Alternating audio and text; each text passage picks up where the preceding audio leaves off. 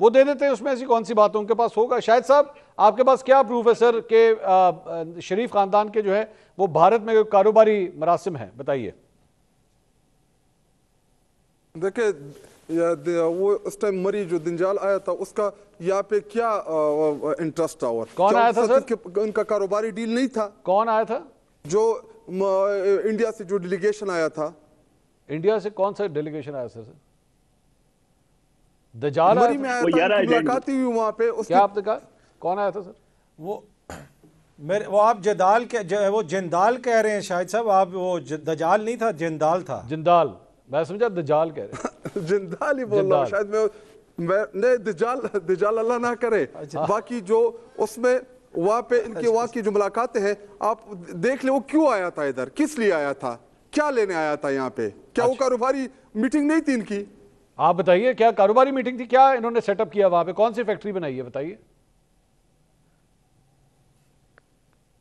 وہ دیکھیں اس کے اوپر میں آپ کو پوری ڈیٹیل لے آؤں گا، لیکن جو میٹنگ تھی وہ کس لیے ہوئی تھی اس کا جواب مجھے دے دیں۔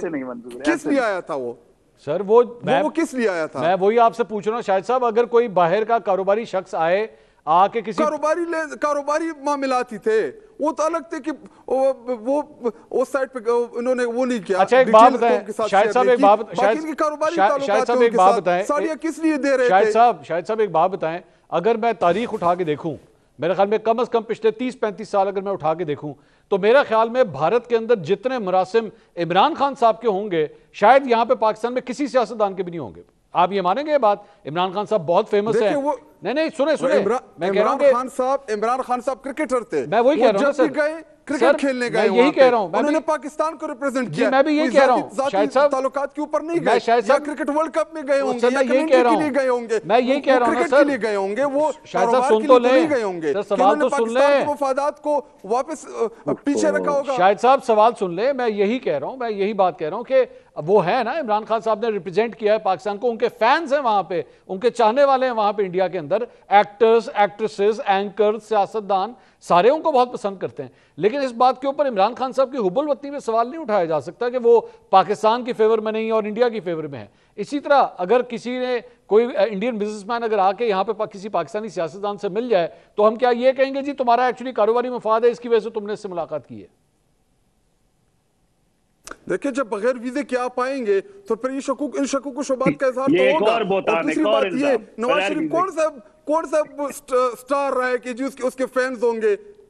اچھا ان کے نواز شریف کے فینز نہیں ہو سکتے؟ کوئی فین اگر ہوں گے تو صرف عمران خان صاحب کے ہو سکتے ہیں۔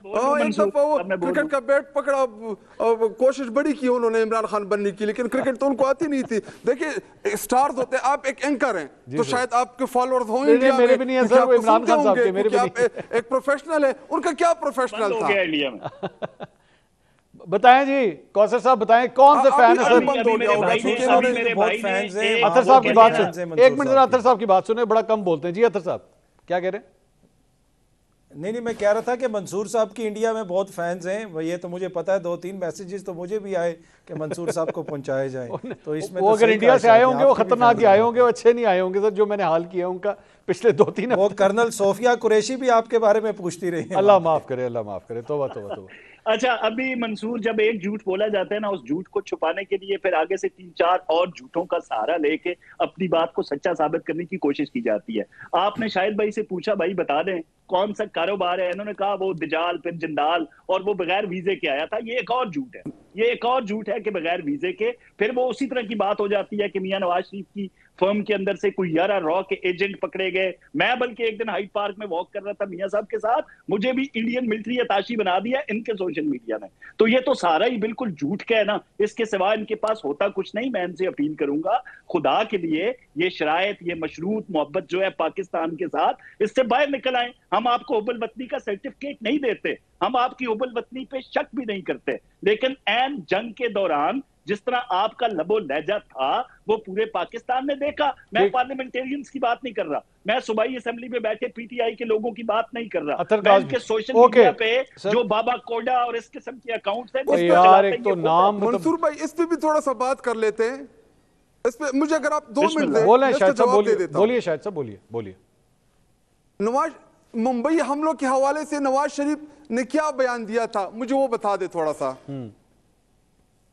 بتائیے بتائیے کیا بیان دیا تھا، آپ بتائیے. آپ بیان بتائیں پھر میں آگے آپ کو بتا دیتا ہوں. آپ بیان بتا دیں. بتائیں کیا بیان. آپ کو پتہ ہے کہ کیا دیا تھا انہوں نے بیان؟ میں آن ریکارڈ ہے. آپ بتائیں. آن ریکارڈ ہے. آپ بتا دیں. آن ریکارڈ ہے نواز شریف کا بیان ممبئی حملوں کے حوالے سے. آن ریکارڈ ہے. کارگل جنگ کے حوالے سے ان کا کیا بیان ہے؟ آن ریکارڈ ہے. جنرل باجوہ کے حوالے سے لندن سے جب انقلابی بنا کیا بول رہے تھے فوج کے حوالے سے؟ آپ کا اسپیکر ہے صادق جب پلوامہ انسیڈنٹ ہوا آن ریکارڈ ہے ان کا بیان. خواجہ آصف کی آپ تقاریر اٹھا کے دیکھ لیں آن ریکارڈ ہے. مریم نواز کی آپ فوج کے اور ان کے حوالے سے آپ تقاریر اٹھا کے دیکھ لیں آن ریکارڈ ہے. میرا موبائل نہیں ورنہ میں ابھی آپ کو لگا دیتا. اگر آپ 2 منٹ میں اپنا موبائل منگواتا میں لگا دیتا ہوں تاکہ آپ کو شبہ نہ ہو کہ یہ نواز شریف نے بولا یا نہیں بولا. شاہد صاحب یہ بتائیے کہ جب پاکستان نے ایٹمی دھماکے کیے اس وقت وزیر اعظم کون تھا؟